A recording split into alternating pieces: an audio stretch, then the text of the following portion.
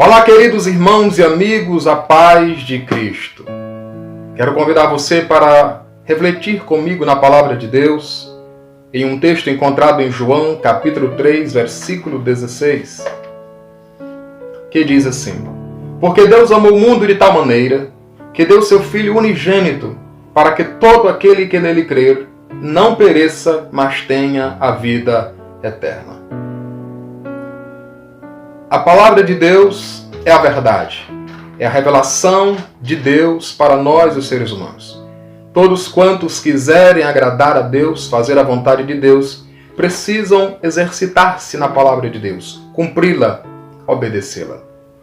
Quero convidar você a refletir comigo sobre a seguinte pergunta: por que precisamos de Jesus? Para que você compreenda melhor. Quando Deus criou o homem, Deus o criou com propósito, pois Deus faz todas as coisas com propósitos. Um primeiro propósito pelo qual Deus criou o homem foi o propósito da comunhão. Deus queria que o homem tivesse comunhão, amizade com Ele. Vemos isso em Gênesis capítulo 3, versículo 8, quando o texto ali nos revela que Deus vinha pela viração do dia e conversava com Adão, dialogava com ele, mantinha comunhão com ele. Um segundo propósito pelo qual Deus criou o homem é o propósito da glorificação divina. Quando lemos Isaías capítulo 43, versículo 7, Deus está dizendo: E os formei, e os criei para louvor da minha glória. Um terceiro propósito pelo qual Deus criou o homem é o propósito da eternidade. Deus criou o homem para viver eternamente. Dentre os vários textos da Bíblia que podem comprovar isto, podemos citar, por exemplo, Eclesiastes capítulo 3, versículo 11, onde diz que Deus criou, formou, fez todas as coisas segundo o seu querer, tudo determinado, tudo estabelecido, e também pôs no homem o desejo pela eternidade. Mas vamos à nossa pergunta: por que precisamos de Jesus?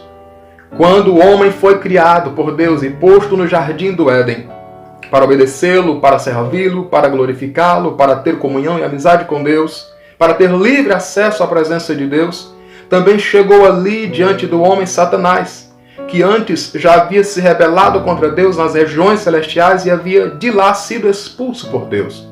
Agora ele chega e tenta o homem, e o homem desobedece a Deus, ou seja, comete pecado. Ele é lançado fora do jardim do Éden e agora vai amargar as consequências do pecado. Por exemplo, a inimizade contra Deus ou a separação de Deus, porque o profeta Isaías diz no capítulo 59, versículos 1 e 2, que as nossas iniquidades, as nossas transgressões fazem divisão ou separação entre nós e o nosso Deus, entre a criatura e o Criador. O homem vai amargar uma outra consequência do pecado, que é a escravidão. Ele se tornou escravo de coisas ruins, de obras maldosas. É o que podemos entender das palavras de Jesus em João capítulo 8, versículo 34. Jesus disse: todo aquele que comete pecado é escravo do pecado.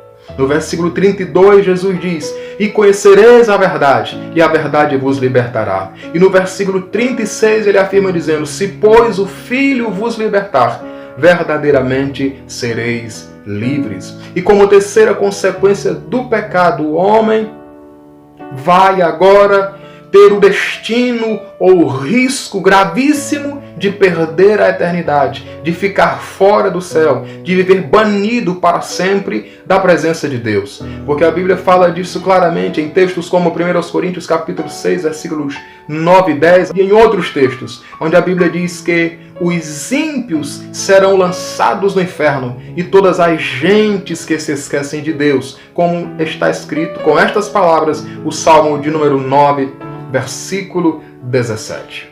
Por que precisamos de Jesus?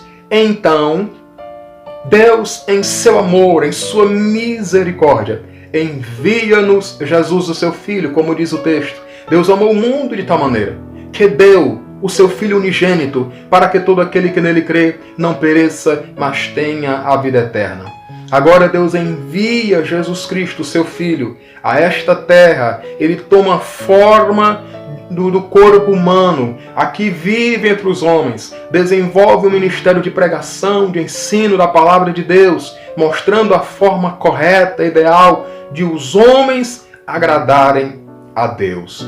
E a Bíblia está dizendo aqui no texto que lemos primeiro, João 3,16, para que todo aquele que nele crê não pereça, não morra, não seja destruído, não vá para a perdição eterna, não vá para o sofrimento eterno, não vá para o inferno. Todo aquele que nele crê, não pereça, mas tenha a vida eterna.